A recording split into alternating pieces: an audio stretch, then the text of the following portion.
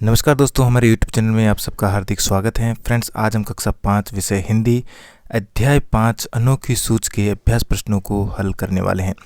सबसे पहले यहाँ पर उच्चारण के लिए आपके कुछ शब्द दिए गए हैं जिनका आप उच्चारण कीजिए।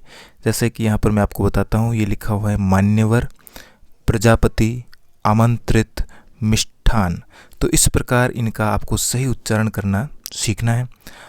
प्रश्न नंबर 1 है, सोचे और बताएं में प्रजापति किसे कहा गया है। तो हमारा उत्तर होगा प्रजापति ब्रह्मा जी को कहा गया है। प्रश्न 2, पहले दिन प्रजापति ने देवता और दानवों को क्या उत्तर दिया। हम उत्तर लिखेंगे, पहले दिन प्रजापति ने दोनों को यह उत्तर दिया कि मैं तुम्हारे प्रश्न का उत्तर कल दूंगा। प्रश्न नंबर 3, देवताओं और दानवों ने प्रजापति से क्या प्रश्न किया। हमारा उत्तर है, देवताओं और दानवों ने प्रजापति से यह प्रश्न किया कि हम में से कौन अधिक बुद्धिमान है। लिखे में पहला प्रश्न, दिए गए शब्दों में रिक्त स्थानों की पूर्ति करें। तो यहाँ पर कुछ शब्द दिए गए हैं जिनको हमें रिक्त स्थानों में भरना है। जैसे कि भोजन के बाद बताऊंगा कि कौन बुद्धि में श्रेष्ठ है। तो यहाँ पर श्रेष्ठ है आ जाएगा। आ ही गए हैं तो परीक्षा देनी ही पड़ेगी। तो यहाँ पर आ जाएगा परीक्षा। फिर वे उन्हें पाने के लिए लपकते रहे। तो यहाँ पर आ जाएगा लपकते रहे। अब अगला है, यहाँ पर आ जाएगा खुद भी खाओ और दूसरों को भी खाने दो। तो यहाँ पर आ जाएगा खुद और यहाँ पर आ जाएगा दूसरों। अगला प्रश्न है प्रश्न नंबर 2, नीचे दिए गए वाक्य सही होने पर राइट व गलत होने पर क्रॉस का निशान लगाइए। तो यहाँ पर हम सबसे पहले क में लेंगे, देवताओं और दानवों में युद्ध होता रहता था। तो ये कथन सही है। देवता और दानव दोनों को एक ही कमरे में बिठाया गया। तो ये कथन गलत है। अगला प्रश्न, प्रजापति ने बिना शर्त भोजन करवाया। ये कथन भी गलत है।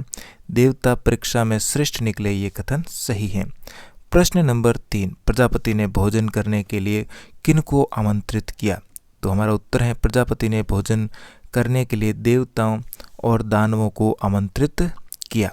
प्रश्न नंबर 4, प्रजापति ने भोजन करने की क्या शर्त रखी। हम उत्तर लिखेंगे, प्रजापति ने भोजन करने की यह शर्त रखी कि कोहनी को बिना मोड़े देवताओं और दानवों को भोजन करना है।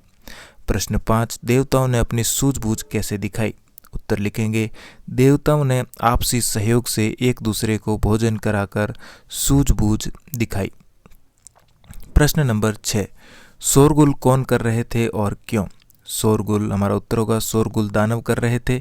बिना कोहनी मोड़े लड्डू खाने के चक्कर में वे लड्डुओं को ऊपर उछालते, मुंह में लपकते। इस चक्कर में कपड़े गंदे हो रहे थे, कमरा गंदा हो रहा था। इस कारण दानव शोरगुल कर रहे थे।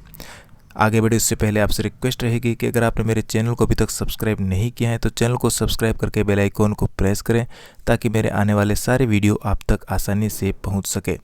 चलिए कंटिन्यू करते हैं प्रश्न नंबर 7 से। प्रजापति ने किसको श्रेष्ठ बताया और क्यों। उत्तर लिखेंगे, प्रजापति ने देवताओं को श्रेष्ठ बताया क्योंकि देवताओं ने शर्त के अनुसार बिना कोहनी मोड़े अपनी सूझबूझ से एक दूसरे को लड्डू खिलाकर बुद्धिमानी दिखाई। भाषा की बात में देखते हैं। प्रश्न है, टूट पड़ना एक मुहावरा है जिसका अर्थ है झपटना। इसी प्रकार नीचे लिखे मुहावरों का अर्थ बताइए। चूर चूर होना, तो इसका हम अर्थ लिखेंगे नष्ट होना। सूझबूझ दिखाना यानी कि बुद्धिमानी दिखाना। प्रजापति दोनों के कमरे में गए।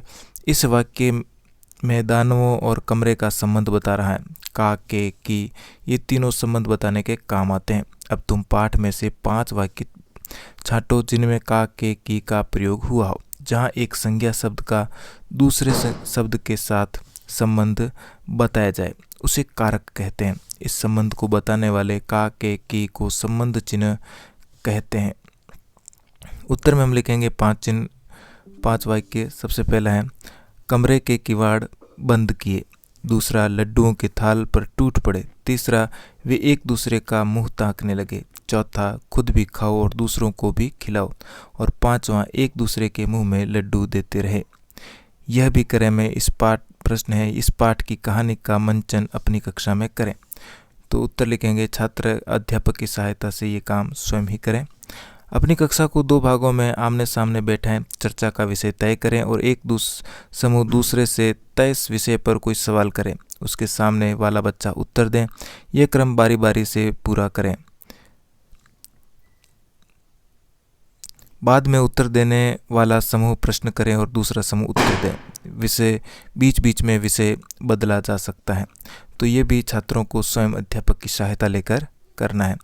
मेरा संकलन में प्रश्न है, सूझबूझ को स्पष्ट करने वाली कोई अन्य कहानी मेरा संकलन में लिखें। उत्तर में लिखेंगे, इसमें बुद्धिमान खरगोश वाली कहानी लिख सकते हैं, जिसमें बुद्धि बल से छोटे से खरगोश ने शेर को कुएं में गिराकर मार दिया।